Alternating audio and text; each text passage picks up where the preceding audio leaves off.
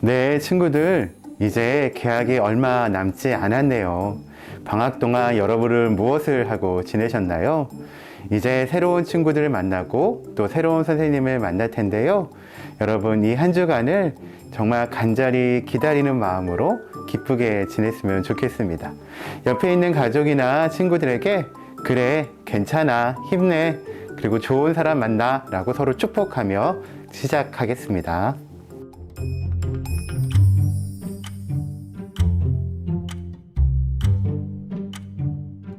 여러분, 어쩔 수 없이 사랑하는 가족과 헤어져야 한다면 그 마음이 어떨 것 같나요?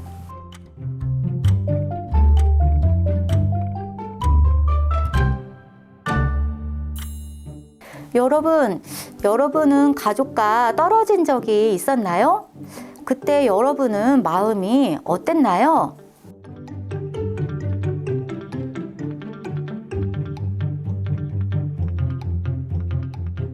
사람들이 여러분에게 손가락질하며 돌을 던진다면 마음이 어떨 것 같나요?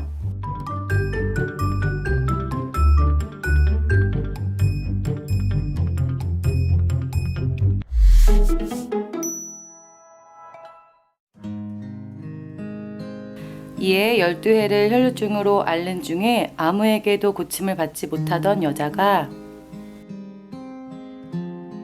무리 가운데 12회 동안 혈류증으로 앓는 여자가 있었는데 의사에게 재산을 모두 다 탕진했지만 아무도 이 여자를 고쳐주지 못하였다.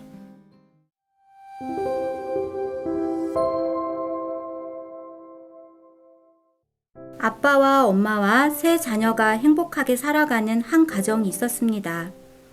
그런데 그 가정에 어느 날 불행이 시작되었습니다. 그 이유는 엄마의 몸에서 피가 흐르는 여자들만의 질병, 혈류증이 생긴 것입니다. 혈류증이란 유대인들에게 있어서 큰 죄인으로 낙인이 찍히는 병이었습니다. 그래서 큰 죄를 지고 감옥에 간 사람보다 더 멸시받고 천대받았습니다. 심지어는 가족마저도 옆에 오길 꺼리는 병이었습니다. 하루는 남편이 아내의 두 손을 꼭 잡고 위로해 주었습니다. 여보, 너무 걱정하지 말아요. 당신의 몸은 곧 건강해질 거고요. 곧 나을 거예요. 아내는 유명하다는 의사들을 찾아다니며 좋다는 약은 다 먹어보았지만 혈류병은 좀처럼 낫지 않았습니다. 어느 날 아내는 남편에게 말했습니다. 여보, 아무래도 안 되겠어요. 제가 죄가 너무 많은가 봐요. 당신과 아이들을 위해서도 제가 아무래도 이 집을 떠나야 할 것만 같아요. 라고 말했습니다. 아내의 말에 남편은 펄쩍 뛰면서 지금 뭐라고 했소? 아니 돼요. 집을 나가다니요. 우리는 한 가족입니다. 어떻게 해서든지 함께 치료해 봅시다. 라고 간청하며 말했습니다. 남편은 아내를 위해 온갖 약을 먹어가며 치료받게 했지만 병은 점점 심해지기만 했습니다. 그 당시 유대 사회에서 혈류병이란 아주 부정한 병으로 여겼으며 병에 걸린 그 사람과 접촉해서는 안 되는 일로 여기며 같이 있을 수도 없었습니다. 어느 날 아내는 남편에게 편지를 한 통 써놓고 집을 나갔습니다.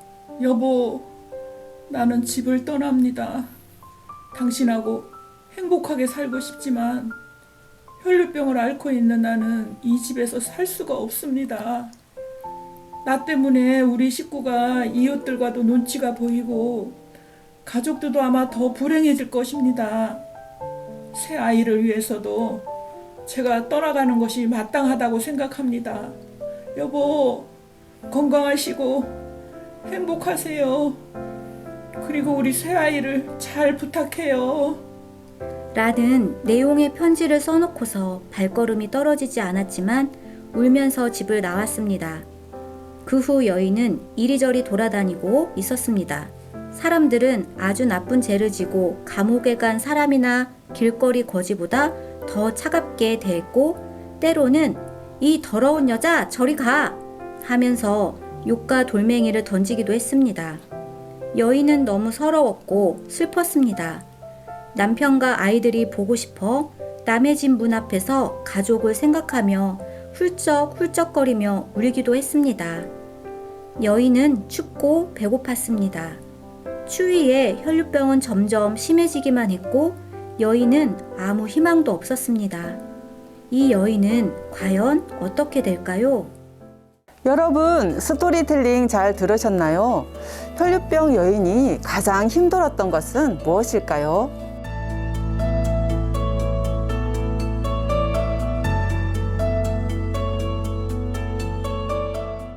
그러면 편지를 쓰고 집을 나온 혈류병 여인에 대해서 여러분의 생각을 한번 말해보세요.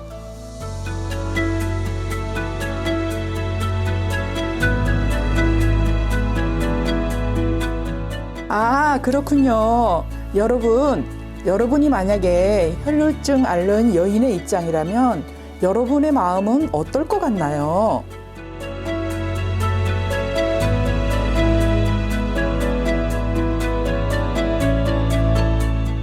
네, 말씀을 잘 들었죠? 오늘 나눌 말씀의 제목을 한번 각자 지어보겠습니다.